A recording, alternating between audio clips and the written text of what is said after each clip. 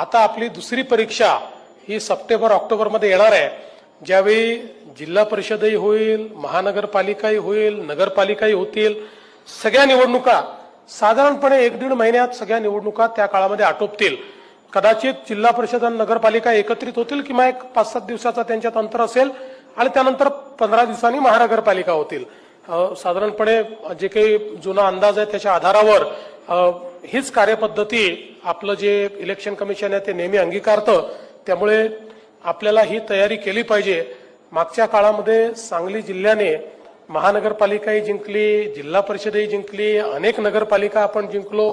त्यामुळे तुम्हाला पैकी मार्क मिळवण्याचा एक सराव यापूर्वी देखील झालेला आहे. आणि मध्यंतरीच्या काळामध्ये निवडणुकाच न झाल्यामुळे काही अडचणी आपल्या झाल्या.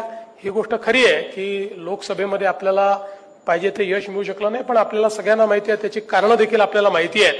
त्यामुळे ती कारणं जाणून घेऊनच आपण विधानसभेची तयारी केली आणि तयारी केल्यावर आपण काय करू शकतो हे आपल्याला या ठिकाणी निश्चितपणे पाहायला मिळालेलं आहे. म्हणून माझी आपल्याला विनंती आहे की आता महानगरपालिका, जिल्हा परिषद आणि नगरपालिका, नगरपंचायती याच्या निवडणुकीची तयारी जोरात करायची आहे. पूर्ण ताकदीनं आपल्याला लढायचं आहे. सगळ्या स्थानिक स्वराज्य संस्था या आपल्याला निवडून आणायच्या आहेत.